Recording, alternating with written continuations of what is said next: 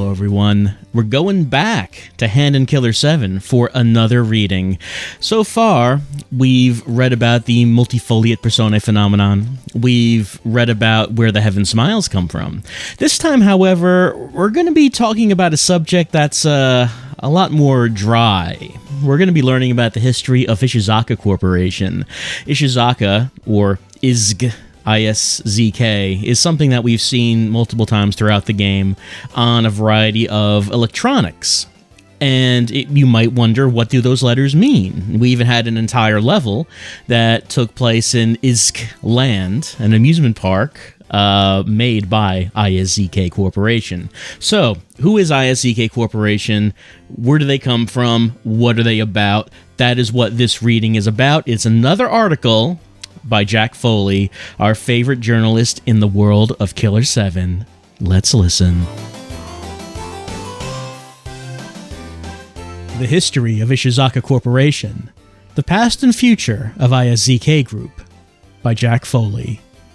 The following article first appeared in the monthly magazine Spreading the Truth, May 2002.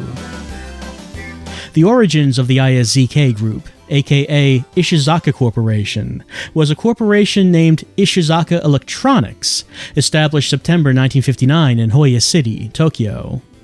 The founder is Taka Ishizaka, who saw the future trends of the communication industry. He abandoned his family business, a grocery store that specialized in dried foods, and staked all his fortune on his new electronics business. He was then 50 years old. The name Taka Ishizaka soon became known commonly all over the world. The company's main work at the time was the manufacture of wireless radio devices. The products were designed according to the ideals of Taka Ishizaka. The radio and dried foods are the same on one point. They are both dry. Ishizaka brand products became quite popular among radio aficionados, and they earned a high place in the industry. Ishizaka Electronics did not relax after its first success, though. In the 1970s, the business continued to expand its market to household appliances, amusement devices, and industrial machines, after it converted to a joint stock corporation. The company was prepared to dominate the industry. As well, the company's name changed from Ishizaka Electronics to Ishizaka Corporation, and each manufacturing department became a subsidiary company under the umbrella corporation named Ishizaka. This heralded the birth of the ISZK Group. The ISZK Group rode on the crest of high economic growth, and it became an economics leader in both Japanese and global markets. The 1980s marked another turning point for the ISZK Group. The ISZK Group had manufactured hardware alone until the 1980s, at which time it decided to manufacture software. Its debut was an experimental local cable channel, Zaka Broadcasting, which first aired in Chicago in 1981. Later, the name was changed to Zaka TV in 1982. At its inception, it was a simple local news station. Taka Ishizaka's ideals prevailed still. The vital points of both news and dried foods is their taste. According to these ideals, the ISZK Group adopted an extremely strict attitude toward the broadcasting of news, which didn't discriminate between times and places for their news broadcasts. This approach earned them several lawsuits. The result was the broadcast of immediate, tasty scoops. Using this approach, Zaka TV became one of the top television stations in the United States. However, the history of the ISZK Group is not filled with success. Some failures exist too. With meticulous care and preparation, the amusement park ISZK Land was opened in the United States in 2000. Although the park attracted a handful of devoted patrons, the number of paying visitors plateaued. Even now, the park is in financial straits. Many instances of kidnapping occurred in the park, which didn't help circumstances. Beyond these circumstances, other failures exist too. In 2001, the ISZK Group bought a record label. The successful pop singer Stacey Spangles was signed to this record label. The ISZK Group bought the record label just to show its power as one of the world's most powerful corporations. The group's founder, Taka Ishizaka, retired in 1988. With his retirement, he left everything to his son, Steve Ishizaka. Following this, Taka Ishizaka died in 1989 in Arashiyama, Kyoto, at the age of 90 years old. Although he succeeded as an entrepreneur all over the world, and his days of glory are well known, his personal life was left mysterious. His final words upon his deathbed were, "Life and dry foods were always dry." These enigmatic words remind us that part of him will always be a mystery to the rest of the world. Currently, as analog technology replaces digital technology, people have taken increased interest in the ISZK products of the 1970s. Given these market trends, ISZK Technologies now sells products from its past lines, such as televisions and tape recorders. This turn of events certainly marks a return to beginnings. Here on out, the ISZK Group aims towards new goals. Now, they take another great leap forward. So, the first thing that I was wondering after reading this is, why was this even in the book? This seems rather disconnected from the events of the game. It's not really story related. The previous articles that we read were much more directly related to the events of the game. This is just, let's call it lore. You know, this is just like extended backstory into a logo that we keep seeing throughout the game.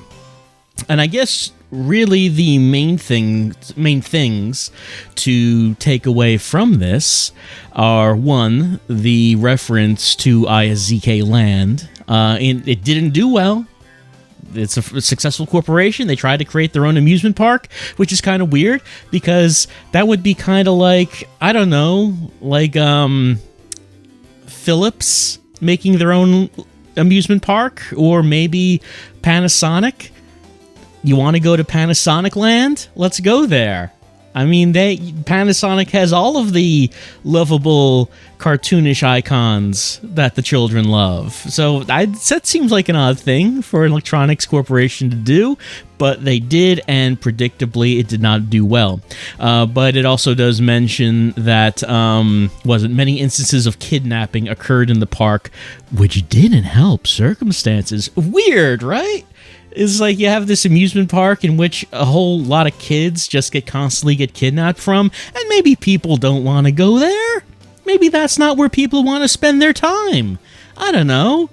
It seems like that's something that would be an issue if only one or a few kidnappings happen at an amusement park, you'd think that would be an issue. But apparently Curtis Blackburn was getting a pretty steady stream of children from ISZK Land, and you have to wonder how many kidnappings there were before they started to think, maybe we should close the park. Maybe it's kind of a problem. And, of course, it doesn't seem surprising that families would probably not want to go there. Even forgetting about the kidnappings, why would anyone want to go to ISZK Land to begin with? Then you add the kidnappings on top of that, and maybe that's going to put a dent into business.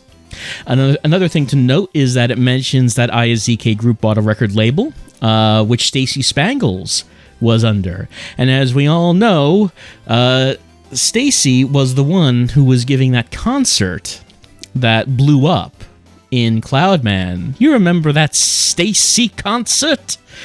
So I assume she's dead. So that's another business decision by ISZK that did not go so well. That their big pop star was killed in an explosion. So, it mentions that they bought the record label in 2001. And Cloudman happens in 2011, so, at least they got 10 years, I guess, which is a pretty lengthy period of time in the career of a pop singer. Then again, I don't know if the dates here are accurate, because these dates, I don't know if this is actually how the timeline should go, or if these dates are maybe from an older version of the story. It seems like things were maybe pushed forward a bit, pushed later on in time in the actual game. Well, there's a timeline in the book. There is a timeline at hand in Killer 7, and one of the last things we're going to do is go through that timeline, and I guess we'll see at that point how well it may or may not match up to the actual game. But as for right now, the point is that the ISZK group bought a record label. Stacey Spangles was the headliner. She is dead. She got blowed up. And another point that gets mentioned is that analog technology is replacing digital technology in the world of Killer 7, and due to that, ISZK's business is booming, because in the 70s they used to make analog tech, and all that's coming back, baby! Digital's gone, internet's gone, forget about computers, unless you're a cyber hacker. Like Love and her online gamers with the handsome men. Illegal games, as I guess what was going on there, because computers, you're not supposed to have them. But for ISZK, this is a good thing, because they used to make analog technology, and all of that is coming back. We're going to ignore things like cell phones, which we do see in the opening scene of Killer 7. Garcine is talking on a cell phone. We're going to ignore that. But I guess it would explain why the TV that we see in Harmon's room is a CRT. I'm just trying to think about analog technology that we're going to see. I can't really think of a whole lot. I do know that there's a tape recorder that we're going to see, but we haven't seen it yet. But, the idea is basically just that digital tech is out, it's outlawed, no one's supposed to have it, analog is coming back, because in an analog world, this decreases the chance of terrorism. Somehow, there's going to be less terrorism when all of the digital tech is gone, and we bring back that sweet, sweet analog technology, and ISZK is going to lead the way on that. So, this has been an article about the history of Ishizaka Corporation, whose logo we see repeatedly throughout Killer 7. I don't really know why we needed to get the history of them, but we have it here. That's been the history of Ishizaka Corp.